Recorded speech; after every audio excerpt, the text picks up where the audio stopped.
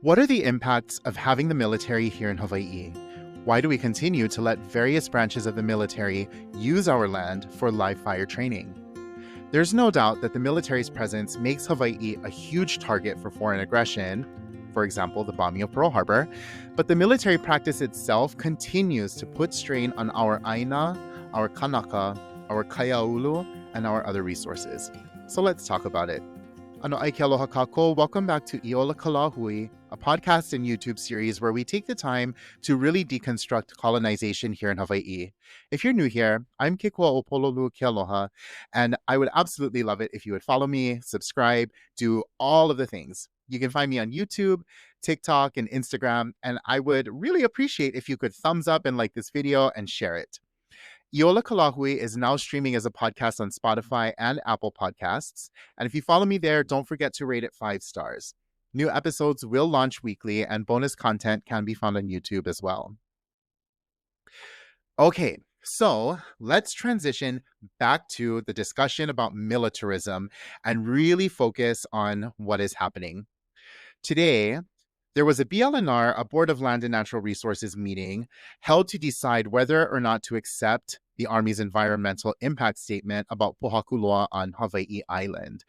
So there's a few things to note about this. I am not an expert on this particular EIS, the environmental impact statement, but suffice it to say that there were insufficient responses to findings in this report. There were a number of finding omissions, and then, of course, inadequate assessment of cultural impacts. And so there was a kahea, a call out to request people to ask the BLNR to reject this particular EIS. And the testimony was really overwhelming. In person, the testimony lasted for several hours, and there were over 1,000 written comments and testimonies submitted via email. And actually, I'll link a video of the live stream on YouTube if I'm able to find it still yet. But I highly recommend listening to that testimony because it is just so powerful and actually quite beautiful to hear our people as they share their own ike and their mana'o about this issue. And there were also even demonstrations being held outside to protect Pohakuloa, a lot of people holding up signs in downtown Honolulu. And of course, like clockwork, armed guards showed up, but nothing of consequence really happened. But it's just so typical that armed guards show up when Indigenous people are protesting to protect our aina. So anyway, we know that there was a lot of online support galvanized around this issue, and I'm so proud that so many of our people took the time to submit written testimony, and the people who were able to attend in person showed up. And people even flew in from other islands, which I think is just so, what a commitment to our aina, because, girl, it is not cheap to be flying from island to island, especially right now. So mahalo to everybody who took the time to be there in person and was able to be there. I think it's wonderful to note that the BLNR today voted to reject the environmental impact statement, the EIS, which really is an important win. But there's actually so much more coming and more down the line that we really need to pay attention to. Don Chang, who is the chair of the DLNR, said in a statement that their decision was, quote, based upon the inadequacy of the final EIS. This decision was not about the merits of whether the Army should not conduct training in Hawaii. So, translation, this is just a temporary win. They weren't even talking about live fire training. So the question about whether or not the military should be doing live fire training hasn't even come to a head yet. Governor Josh Green also released a statement saying, quote, I respect the board's decision and the community voices that guide it. Military members who utilize this area to train for local and national security and emergency missions are our neighbors, our children's classmates, and often our own ohana. While the rejection of the final EIS presents challenges, it is not the end of the conversation. We remain committed to finding new paths that protect Hawaii's natural and cultural resources while supporting national security. This is a time for collaboration, not division, as we seek balanced solutions that honor both our heritage and our future. First things first, I want to say that this is incredibly reminiscent of the Mauna Kea and TMT issue, where The Governor Ige at the time, said that they wanted to honor both sides of this discussion. And even the people who wanted to build the TMT said they want to honor both sides and they want to find a path forward. But that path forward always included building the TMT. And in the same vein, I feel like this discussion is all about prioritizing national security. Because in this statement, Josh Green is basically acknowledging that the community doesn't want live fire training. He's trying to skirt around this issue by finding new paths that, quote unquote, protect Hawaii's natural and cultural resources while supporting national security. So there are two competing points here. The first one is national security, which will always be a priority for, pro-American, pro-imperial leaders. And the second competing point is tokenizing cultural resources. But the land itself is the cultural resource. The Aina itself, our pilina to the Aina, the stories that were told about these places, the melting snow, for example, that collects at Pohakuloa. This is Kinolau of Poliahu. These are all cultural resources. But live fire training already destroys the cultural resources here. So where does that even leave the national security discussion? If they're already willing to sacrifice the land and everything that's been collected there in the name of national security, how do we know that the conversation is even going to continue in a good faith way? I just want to say, as somebody who is from Hawaii Island, who has traveled on Saddle Road countless times, as a Hawaiian, it eats away at me a little bit every time I see them doing live fire training when I drive past it. And I know that there are a lot of other people who feel that same eha and tug at them inside. And we saw a number of people experiencing that during the Mauna movement as well, during, the peak of the Mauna movement. The Mauna movement is still ongoing. But as a Hawaiian, it eats away at me. It chips away at me a little bit every time that I would see that. And I can't describe it.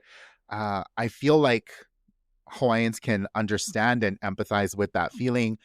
And anybody who has a special connection to a place can really get it. So what can we expect from here on out? I think that there's a couple things that we can expect. First, I think we can expect a response from the Army. Now, how they respond, what that response will look like, I have no idea. I don't know what they're going to try to do. I believe that the Army is going to try to find a way to continue to use Pohakuloa as a live fire training site, because if you're looking at this without the Hawaiian lens, it's far away from everything, which makes it ideal. So one, we can expect a response from the Army. What that is and what that'll look like has yet to be seen. But second, I think we can also expect continued calls to testify and to resist the Army's continued use of Pohakuloa. So the kahea that went out to galvanize all of this online support was not in vain. I think that all of us need to be really well educated and informed about this and ready to respond at a moment's notice, the same way that we were for Mauna Kea. In my opinion, I think we need to actually really force the conversation about live fire training and make sure that our leaders don't have the opportunity to really skirt that issue, because that's what they're shying away from. And that's the conversation that we need to continue to elevate. The live fire training is the problem. Our land is the cultural resource that's at stake here. At the end of this podcast, I'm going to draw a couple of other points that I think will help us better contextualize militarism and question what good it's actually doing here in Hawaii. So more on that in a little bit. But if you want to know more about Pohakuloa and want to make sure that you are up to date, there are a number of accounts that you can follow on Instagram, particularly accounts like Protect Mauna Kea, Ka Ko'ohaleakala, Kanaio Kana, Aina Momona, or Hawaii 808, Ka Lāhui Hawaii. Follow your favorite local activist and advocate. There's so many of them. I don't have time to mention all of them, but I'll tag some of them in the comments of the different platforms that I will post this video on. So let's kind of look at the bigger picture. Why is militarism so present here in Hawaii? Well, we can look back to annexation, right? And justification for annexation by President William McKinley was Hawaii as an outpost, a military outpost. He saw Hawaii's strategic geographic location as beneficial for the United States. And in the midst of the Spanish-American War, having a US military base in the middle of the Pacific Ocean made it easier to fight the Spanish who were over in the Philippines. So, as a military outpost, it makes sense from that American lens and justification, right? From that imperialist kind of perspective. But also, both world wars really escalated the need to station American soldiers in the Pacific in order to advance American priorities. And World War II, especially, really saw a gigantic influence, really, of militarism here in Hawaii. Hawaii was instrumental in the United States beating the Japanese fleet at Midway, even after suffering a devastating attack at Pearl Harbor, which, by the way, also impacted civilians in a really important way that a lot of people just kind of disregard. So my tutu actually remembered it very clearly. And one day I think I'll share with you her story if I haven't showed you already. So militarism, even after having grown and just kind of blown up over time here in Hawaii, where did the resistance come from? Well, first, it's the imperial project, right? The United States as an empire and expanding as an imperial project will always meet resistance, especially from Native people. And that point is very relevant when it comes to worldview and how we see our Aina, how we relate to it, and why we resist live fire training on our land. Another reason why there's resistance is because the military, as a land and resource steward, has been really, really terrible, not just in stewards of the land, but just in managing resources in general. And then, of course, there are tangential issues that are not a direct cause of the military, but by the military being present here in Hawaii, exacerbates other problems that are already happening or contributing in such a significant way that those problems might not exist if the military wasn't here at all. So let's circle back to the first issue that I brought up in terms of resistance, which is the imperial project. Indigenous people who cede land to a colonizing power, or rather are forced to give up land to a colonizing power, will always feel some sort of resistance and possibly even resentment for this colonial power. By being absorbed into a colonizing culture, you know, people who are native were expected to play nice with the military and to just kind of let it go. Not to mention that there are kind of, exploitative recruitment practices in the military for communities of color, native communities, not just here in Hawaii, but even across the continental United States as well. Who are Army and Navy and Marine recruiters? Where are they setting up shop? They're setting up shop in areas where people have very limited opportunities, limited access to opportunities, educational opportunities, career opportunities, and really exploit the fact that those people have very limited means. It's very clear we are a collateral kind of acquisition for the United States in their conquest for territory. They didn't want us, they wanted our land. And the fact that we were here makes us, exactly like I said, a collateral acquisition. They got our land and they unfortunately got us with it. But we are always going to resist unless, of course, we are brainwashed and kind of like the Indian boarding schools in the continental United States. I can't remember who said this, but it was an American man. His philosophy behind the Indian schools were kill the Indian to save the man. And that was their justification for forcing Native Americans to assimilate. Now, we have undergone a similar process here, but I don't want to dive into that right now. I kind of want to jump back to the resistance, right? The imperial project. So for us as Indigenous people, our land goes to the colonizer, we're forced to play nice, and then we become pawns in this larger imperial project. But we can see it. We can see it because we weren't originally part of it, and our kupuna weren't originally part of it. So seeing our role in the bigger picture is a lot clearer for us because our history tells us differently of what our experience here in Hawaii is supposed to be. Another thing about the imperial project, right? As the United States starts to kind of devolve into fascism, we're compelled as Indigenous people to resist this colonizing power. But it's tough though, right? Because in the news, we're seeing that judges, mayors are getting arrested by ICE, Immigrations, Customs, and Enforcement. Innocent American citizens are being detained and arrested. Why should we as Native people be any different for resisting? So it's interesting because the more dangerous it gets, the more necessary our voices actually are. We also know that the military, they are poor stewards of our land and our resources. Their legacy of land stewardship or lack thereof has been reprehensible, to say the absolute least. So let's look at a few different examples. First off, Kaho'olawe. George Helm and Kimo Mitchell are household names, as are Walter Ritty Jr. and Richard Sawyer. These folks, these aloha aina, they use their bodies as deterrents because if you're not familiar, Kaho'olawe was used as bombing practice, as bombing target practice by the United States military. I can't remember which branch. I think it was the Army. I don't remember. Anyhow, these aloha aina use their bodies as a deterrent because if they were seen on that island, then the military presumably would not drop their bombs in order to save their lives. And so they were not allowed to be on this island. And they were very frequently arrested, and they kept making their way to Kaho'olawe to be a deterrent so that the bombs would not drop on Kaho'olawe. They were willing to pay the ultimate price, and George Helm and Kimo Mitchell eventually did.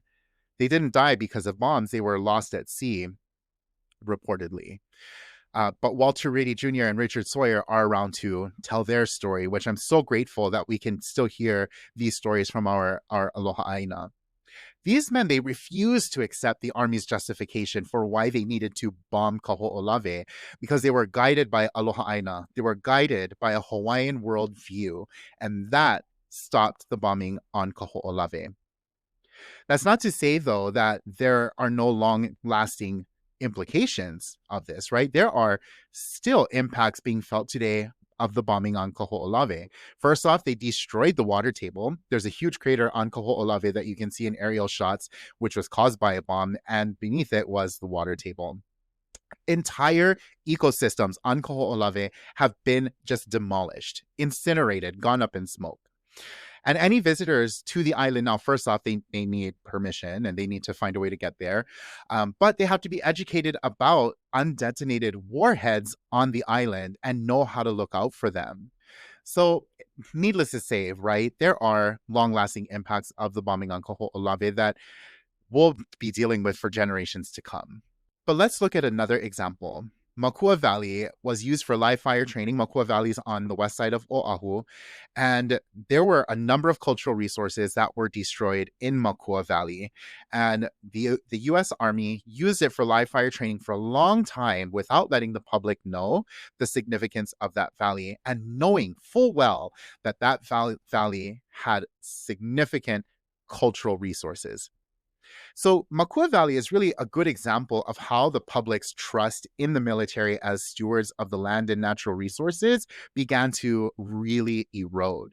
The Army lied, straight up lied about any cultural significance to the valley, which at first I'm like, how can you tell a bunch of Hawaiians, convince a bunch of Hawaiians that there's no significance to this valley?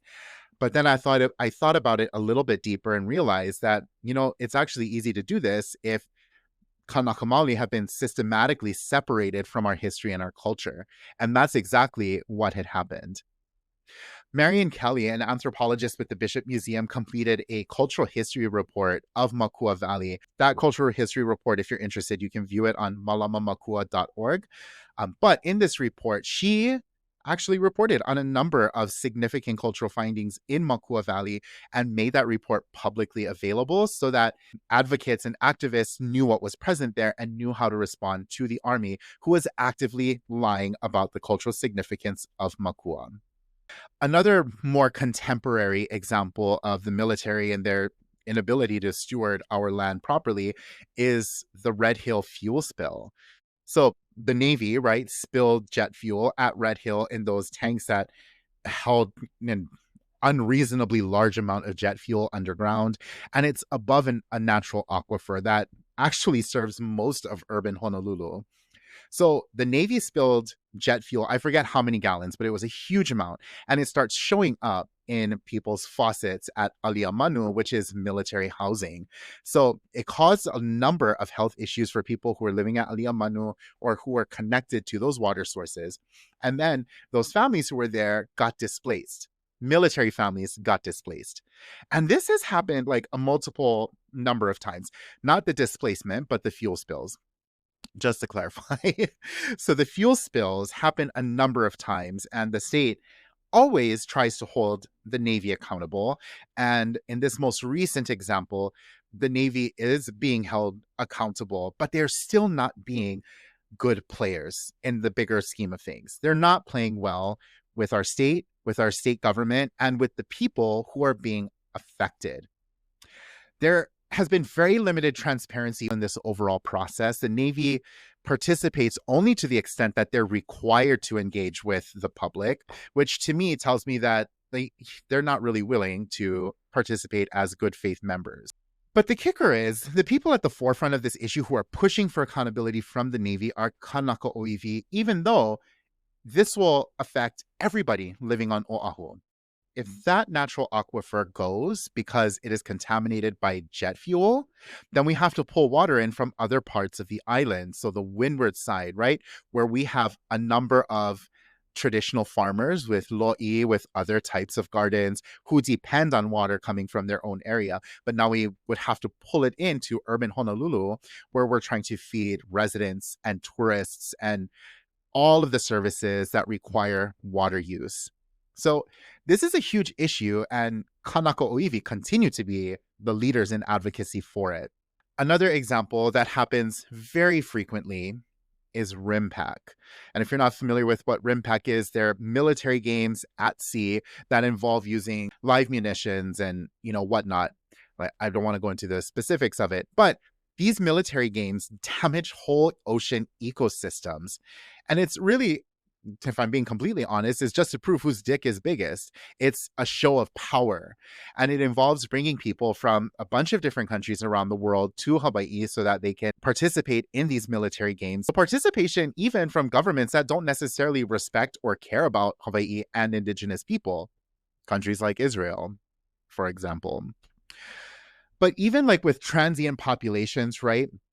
Tangential issues always arise, and the military is very often a transient population. So, for example, one of these tangential issues is our housing crisis. We know that there's a really serious housing crisis here in Hawaii, and it is exacerbated by the military. Earlier this year, a report was released to Congress about the housing crisis and the ways that the Department of Defense actually contributes to the housing crisis in Hawaii. And in January of this year, Representative Jill Tokuda released a statement saying, quote, "This uninspired report from the Department of Defense confirms what we all knew, that the military has a major impact on our housing supply and the availability of housing that our kama'aina and families can afford. If the military is going to be a real partner to Hawaii and a good neighbor in our communities, then it's high time to step up, get creative, and deliver real solutions and investments toward the biggest challenge affecting our people." I'm going to post this link on YouTube so that you folks can read it directly from Representative Tokuda's site as well. So Representative Tokuda pushed back on the report to hold the Department of Defense accountable and even expressed disappointment, really, that they didn't bring forward any tangible solutions. In this report, 14% of occupied private Oahu rental units were reported to go to members of the Department of Defense, the military, and their families. 14% of occupied private Oahu rental units. Just for perspective, Kanaka Maoli, Native Hawaiians, we make up 20% of Hawaii's population. But 14% of all private Oahu rental units goes to military. The report does mention that short-term rentals are also a part of the problem, and we know that, right? But the military is not helping, and in fact, it's making it worse. There's actually even a Civil Beat article that came out in 2015 that I'll also linked, outlining how military policies drive up rents on Oahu. You can read the article for more in-depth. I don't want to spend too much time on it, but suffice it to say that basically military members benefit from subsidized goods, exemption from GE tax, and basic allowance for housing, or BAH, allows our service members and families to access higher quality of living than most residents here in Hawaii can actually afford on their own. So that's neither here nor there, and it's not a judgment. I do want to clarify that it's not a judgment. It's just, it is what it is. Another tangential issue that I really want to focus on and drive home the importance of is human trafficking. And I really want to talk about this because the military plays a huge role in human trafficking here in Hawaii. So there is a Hawaii News Now story that I'll link here. And the exact percentage that the military is responsible for human trafficking is called worrisome, quote unquote, in this news story. And even Operation Keiki Shield, which is an undercover sting operation for human trafficking, has captured Army National Guardsmen, sailors, soldiers. And the only base that's really doing investigations here in Hawaii of the military is Schofield. So we really need much more of a concerted effort from the various branches of the military to stop human trafficking. Now, the military does have a zero tolerance policy, but the role of service members and just the placement and stationing of them here in Hawaii exacerbates this problem. And that's a problem for two really big reasons, because it's gendered violence and it's racial violence. Trafficking can really be thought of as gendered violence because of the fact that it disproportionately impacts girls and women. But it also overwhelmingly impacts Native Hawaiians. 64% of sex trafficking survivors are Native Hawaiian. 64%. I want you to let that sink in for a second. 64% of sex trafficking survivors are Native Hawaiian. We make up 21% of the state's population. That is unacceptably high. Now, it makes sense when you think about the risk factors for trafficking, because that's things like poor social support, poverty, poor academic involvement. These are things that Native Hawaiians experience at disproportionately higher rates. In public health, we call these the social determinants of health. And those same things that put people at higher risk for trafficking also put people at higher risk for poorer health outcomes in everything: cardiovascular disease, diabetes, even in HIV. With all of this, there are so many other issues too that come along with militarism here in Hawaii. And this is really just a scratch of the surface. And, we can talk about this for days on end, but I want to leave it here because even though other issues are present, I feel like this is just a good start to the discussion. So the question is, are we really better off with the military here? I understand the importance of national security, but at what cost? For Native Hawaiians, we're looking at continued land dispossession. We're looking at resource depletion and destruction. We could potentially lose access to fresh water if the military reopens its fuel centers at Red Hill. Our Aina needs constant advocacy and protection from the military and even from our own leaders. Our housing costs skyrocket. Our people are trafficked in large part due to the military. Of course, that's in conjunction with tourism, but the military plays a huge role. Who exactly is better off? Military presence here in Hawaii serves one purpose, and it is to benefit the colonial prowess of the United States. We are collateral damage and a collateral acquisition with this territory. So how long are we going to let this continue? Let me know in the comments what you think about militarism here in Hawaii, and we'll probably visit this discussion again after we've had a little bit of time to digest some of this information. For now, thank you for taking the time to listen, and especially for your consideration of what I've had to say. If you're not already, go ahead and subscribe to my YouTube channel, follow me on all the socials, follow me on Spotify, on Apple Podcasts. I hope you're doing well, taking good care of yourself and each other. Iola ka Lāhui. Ahui ho kako, I lamai ka i kako whakahia pau. Aloha.